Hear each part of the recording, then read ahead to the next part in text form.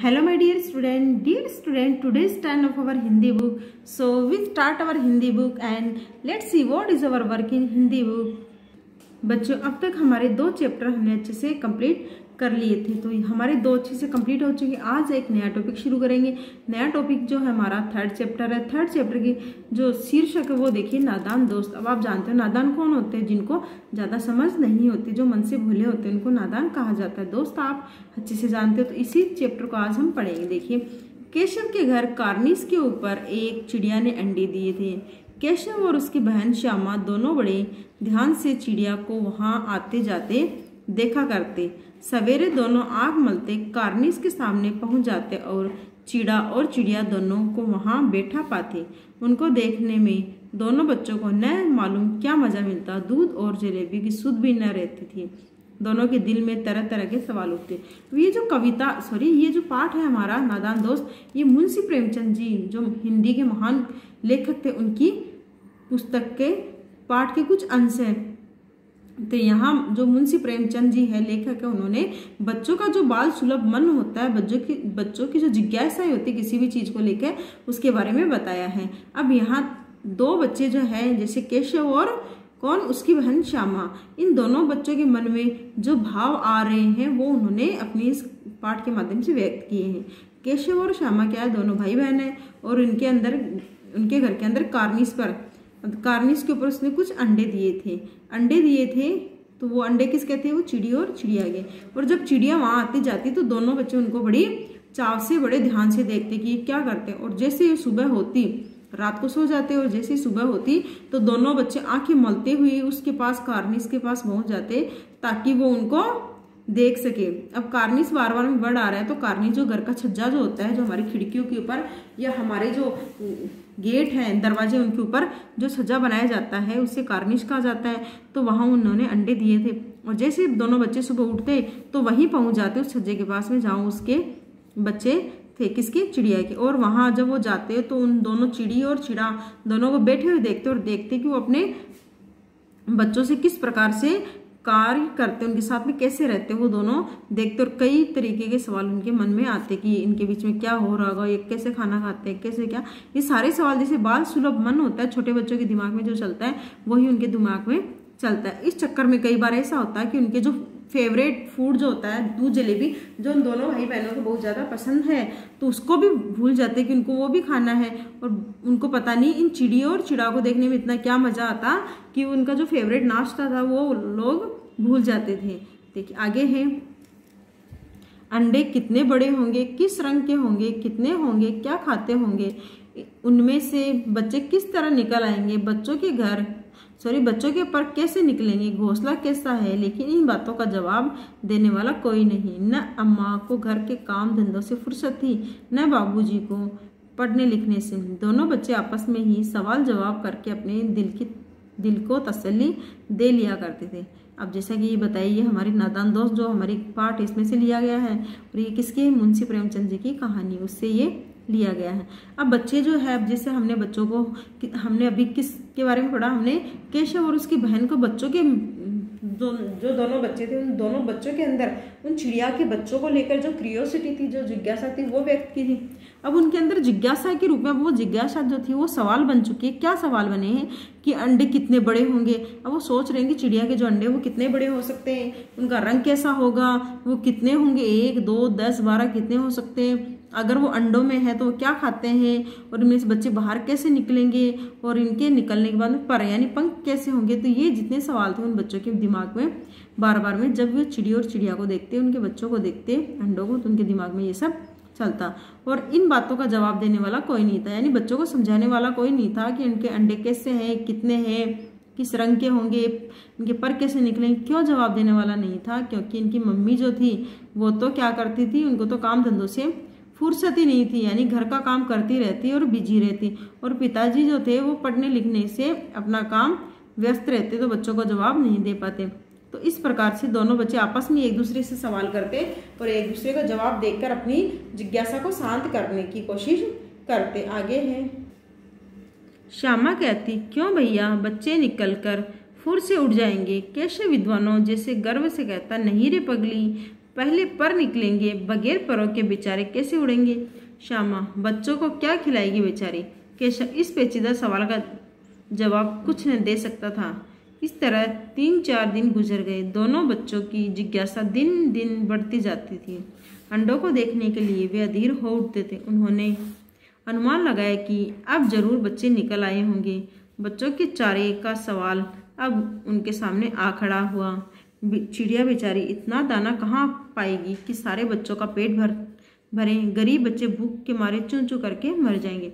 अब आगे, अब जैसे मैंने बताया, ये बच्चों की बाल सुलभ मन है, जिसमें बच्चों के मन में जो छोटी छोटी भावनाएं हैं, वो जो क्या है, बाल मन में जो भावनाएं आती हैं उनके बारे में बताया है। तो इनमें एक दूसरे से सवाल जवाब दे रहे हैं। तो जो श्यामा सवाल करती तो उनके जवाब केशव जो है एक विद्वान के जैसे बन के उनको जवाब देता, उसकी जिज्ञासा वो शांत करता।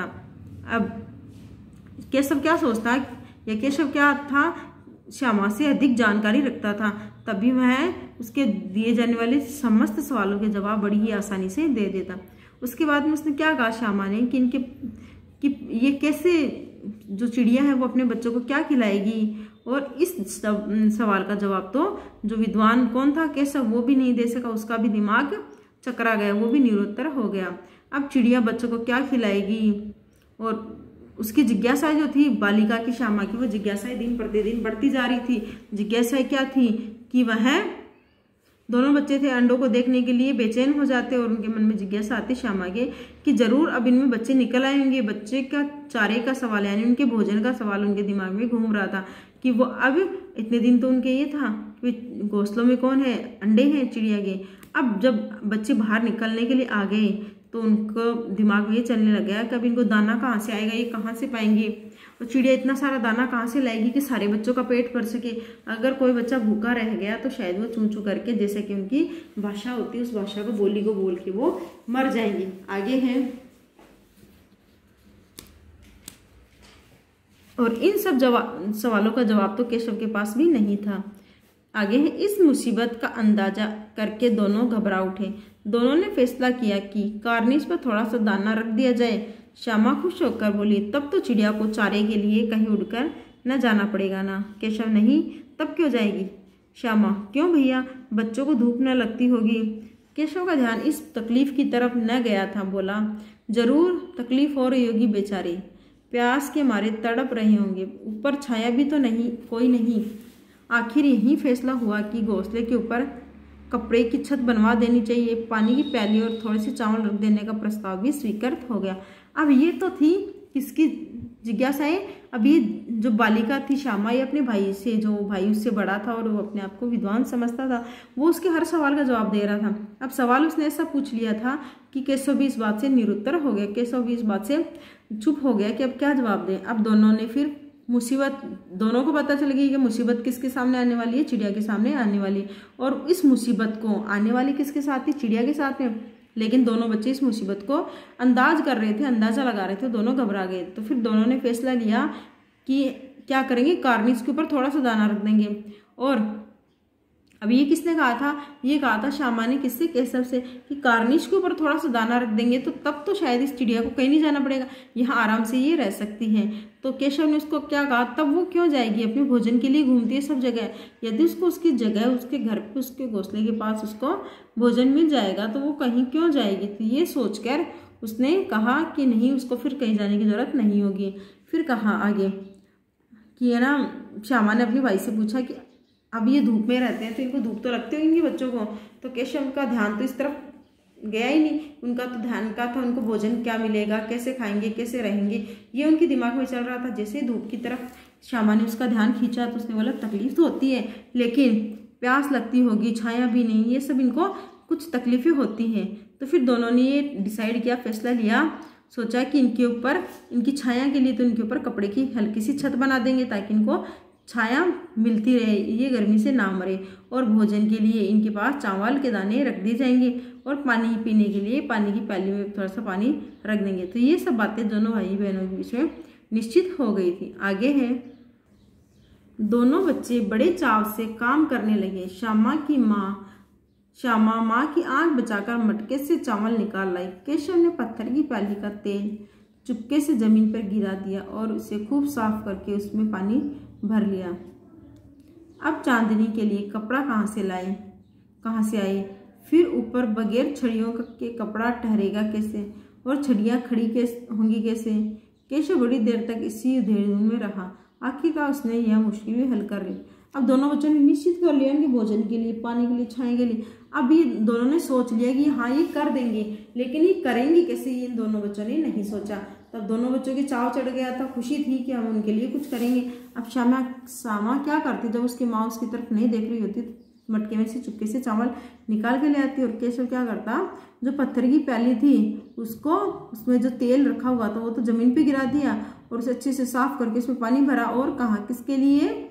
उन चिड़ियाओं के लिए। और अब उनके दिमाग में ये आ गया कि भोजन और पानी तो हम कहीं से ले आए, अब चांदनी यानी उनकी छाँव के लिए जो कपड़ा चाहिए होगा वो कपड़ा कहाँ से लाएंगे, और कपड़ा अगर चाहिए तो उसको टांगने के लिए छड़ियों की भी जरूरत होती है। अब ये छड़ियाँ कहाँ से लाएंगे? ये उनके लिए काफ़ी पेचीदा सवाल बन चुका। और केशव जो बड़ा था, समझदार था, वो इसी उधेड़-बुन में लगा रहा कि क्या किया जा सकता है इन चिड़ियाओं के साथ, इनको धूप और भोजन देने के लिए क्या किया जा सकता है ज़्यादा से ज़्यादा। केशव इस बारे में सोचने लग गया और उसने बाद में इस मुश्किल को भी हल कर लिया। अब देखिए कैसे हल किया वो आगे देखेंगे। श्यामा से बोला, जाकर कूड़ा फेंकने वाली टोकरी उठा लो, अम्मा जी को मत दिखाना। श्यामा, वह तो बीच से फटी हुई है, उसमें धूप न जाएगी। केशव ने झुंझला कर कहा, तो टोकरी तो ला, मैं उसका सुराख बंद करने के लिए कोई हिकमत निकालूंगा। श्यामा तोड़कर टोकरी उठा लाई।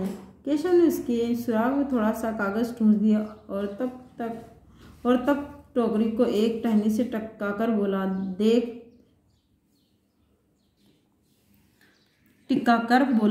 देख ऐसे ही घोंसले पर उसकी आड़ कर दूंगा, तब कैसे धूप जाएगी। श्यामा ने दिल में सोचा भैया कितने चालाक हैं। अब जब उनके लिए एक बड़ा विकल्प बन चुका था कि इनके लिए छाया कैसे करेंगे, चांदनी कहाँ से लाएंगे, और ये मुश्किल भी किसने हल कर ली? केशव ने हल कर ली। फिर वहाँ श्यामा से क्या बोला कि जाकर एक कूड़ा फेंकने वाली टोकरी ले आओ, और ये टोकरी किसको मत दिखाना? माँ से मत दिखाना, क्योंकि उसमें कूड़ा फेंकते हैं, कचरा फेंकते हैं। यदि वह लेके आएगी तो शायद माँ उसको डांट सकती है, तो इसलिए उसने कहा कि माँ को वो मत दिखाना। तो फिर श्यामा ने कहा वो तो फटी हुई है बीच में से, उसमें उनको धूप जाएगी और उनको धूप लग जाएगी।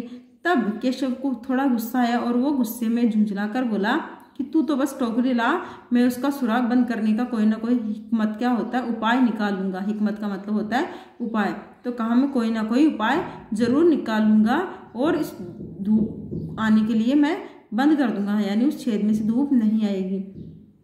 फिर क्या हुआ, श्यामा गई दौड़ के और वो टोकरी जो थी जिसमें माँ कूड़ा करकट इकट्ठा करती है वो उठा लाई और भैया को दिया, और भैया ने उसमें जो सुराख का छेद था उसमें कागज ठूस दिया, और ताकि वो कागज ठूसने के बाद में उनको धूप ना आए। और फिर उस टोकरी को एक टहनी पे टिका कर बोला, ऐसे ही घोंसले में उसकी आड़ कर दूंगा, तब कैसे धूप आएगी। फिर उसने एक टहनी के सहारे उस टोकरी को उन दोनों जो बच्चे थे, चिड़िया और चिड़िया के जो बच्चे थे या चिड़िया के लिए उसने धूप कर दी।